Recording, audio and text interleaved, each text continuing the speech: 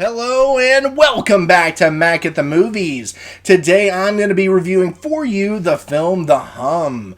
This film was released March 2nd, 2015 by SC Rabbith Creations and directed by SC Rabbith. This film stars Greg Thompson, who plays George. We have Julie Moss, who plays Nancy, George's wife. Daniel Link, that plays George's friend. George's mistress is played by Shelley Searcy. And Owen Provencher plays Johnny, this sort of stranger head of this makeshift camp family in the woods. This film is a story of a failing marriage. You have a man that wants a divorce and a wife that won't give it to him. He more or less talks with his friend, and his friend is just like, maybe you should scare her, maybe you should make her want to get a divorce. And so he takes that literally and decides to go buy a gun. When he goes to buy that gun, he finds out from the shop owner that his wife was there earlier and bought a gun herself. So now he's scared. He doesn't know what to do. And in this process, he goes home, gathers things, and gets out of Dodge. Prior to this buying a gun thing, the character of George is out sleeping around on his wife, has a mistress, wants to, again, leave his wife. He's tired of coming home, going to bed next to this person that he's just, I don't know, something about her he just can't stand. He'll wake up at 2 a.m. to her breathing heavy, and he just wants out. You know, little things that you're supposed to stick out in a marriage, just too much for him. So he decides to hit the old dusty trail. When I was watching this movie, it was kind of hitting close to home because, I know people who have gone through similar things like this. And it was kind of, especially recently, and it was kind of, why did Fred reach out to me at this time, the director, and he was just like, hey, I have this movie I want you to watch. And it was just an appropriate time. It was kind of odd, but, a good movie nonetheless. But in this process of him wanting to leave his wife, George started to hear this hum, this humming noise. And there's news broadcasts talking about how people started hearing this ambient humming noise. Most people didn't believe when people said they heard it. And then the people that were hearing it just, almost couldn't handle it sometimes. But in this whole process, George wants to leave. He goes to get the gun, finds out his wife was there to get a gun, and is like, oh shit, I got to get out of here. So he decides to load up a backpack and make it on his own. He's going to be himself a drifter. Instead of divorcing his wife, who wants to kill him now, instead of leaving her and going with the mistress, he's decided to save himself and just leave and go into the woods.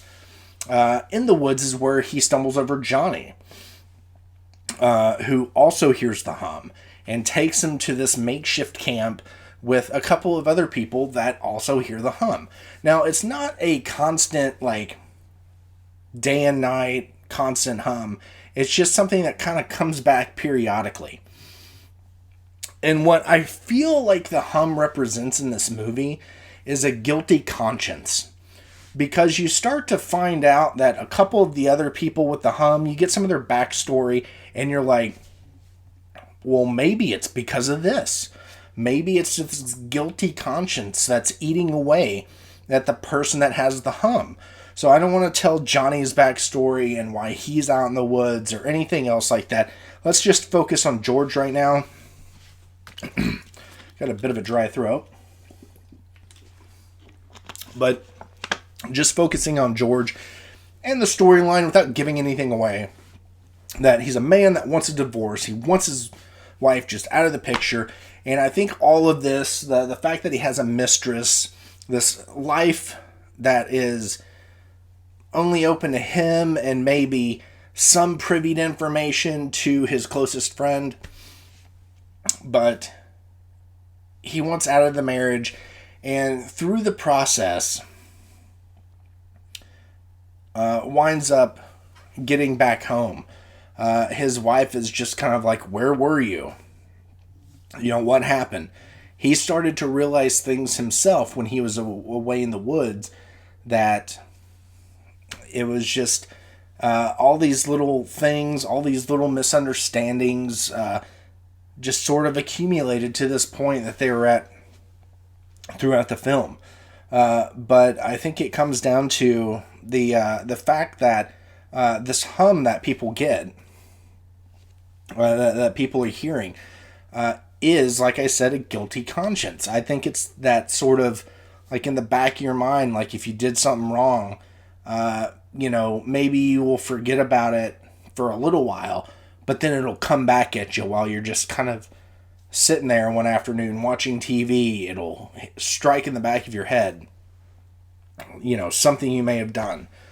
But I sort of think that's what it is. And we get to a point where George is trying to reconcile things with his wife. Again, I don't want to tell too much about this movie because when I was talking back and forth with the director of this film, he said not a lot of folks really liked it, which I think is kind of sad because the story itself, what it represents, the fact that nobody is willing to communicate because they're either going to hurt somebody's feelings, or they're afraid that they're going to tell somebody how they really feel about something, or maybe that they might get hurt in the process.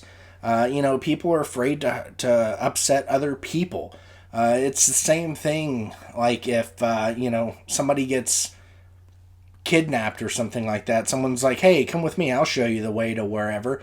And you get that inkling that whatever's happening is wrong, but you still do it anyways because you're afraid to offend the person that's trying to help you. I think it's the same way, just with open communication. I mean, you may have some sort of, annoying habit that upsets your significant other. And that person is just building all this resentment over nothing. Something that they could easily tell you about. But they don't, because either they're afraid that you're going to respond in an argumentative way, or that you may hurt their feelings or something. The communication just isn't there. Now, I'm not saying that if, you sneeze funny, you need to harp at somebody every time they sneeze. But to be open and communicate, so you don't have to live a secret life, so you don't have to do things like end a marriage that has been going fairly well up until that point with these minor inconveniences. But I thought it was a pretty good film. I really enjoyed and most of Fred's movies I've enjoyed. That I've watched so far. I think they have really great storylines. I don't think I've rated one under a 3 out of 5. And this one is no exception. I definitely give this one a solid 4 out of 5. I think it's a good movie that people need to see. It's a story, like a lot of what Fred has been showing people in his films are stories I think people need to see. Whether it's, somebody taking somebody for granted, whether it's not listening to somebody and you have a guilty conscience for something you may or may not be doing. Just different things like this, I enjoy about his films. And I definitely think that, more people need to check him out. And that's not blowing, smoke up anyone's backside, but, frankly, I think the only real downer I could say about this is that I think it could have been longer. I think parts of this film could have been stretched out longer, but I feel like that about a number of films. So I do think that this one could have had some scenes that were expanded on. But still, by the time you get to the end of the movie, the whole story's there. You get everything in a nice, tidy little bow. And it comes with a good end. It comes with, twists and turns along the way. I definitely think you should check it out. There was a funny moment when George was out in the woods. He wakes up to the hum in the middle of the night, and there's a bit of a gag about, does he hear the hum or is it a bear? And I had a good laugh during that. But it was a good movie, an enjoyable movie. The character of Johnny, the stranger he finds in the woods, he's a nut, and not in that sort of funny way. He's literally he's the type of character that a movie needs to drive. That you need this character to drive the film, but you hate him. I couldn't stand that character, but you watch enough movies, you understand these characters and the tropes and the purpose and everything like that. So, for that, I did enjoy the character. I like how it helped, push the story along and open things up for, again, with communication.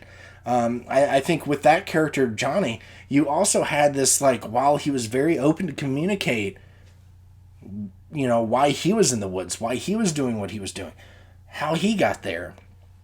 He felt I guess through all this, maybe being too open, leaves you to be kind of, I wouldn't say held against, but, maybe people won't want to open up to you so much, or if you open up too much, maybe you start to kind of think others' motives are against your own.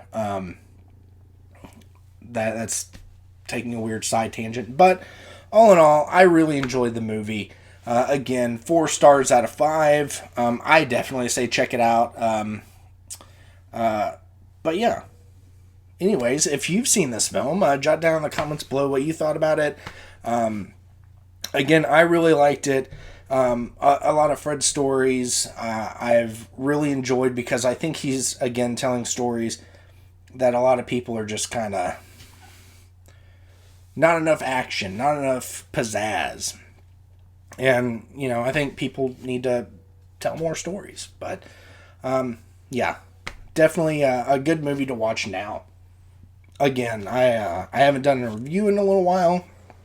So, when Fred reached out to me and said, hey, check this out, I was just gonna check it out. So, I watched it. Now I'm doing a review on it.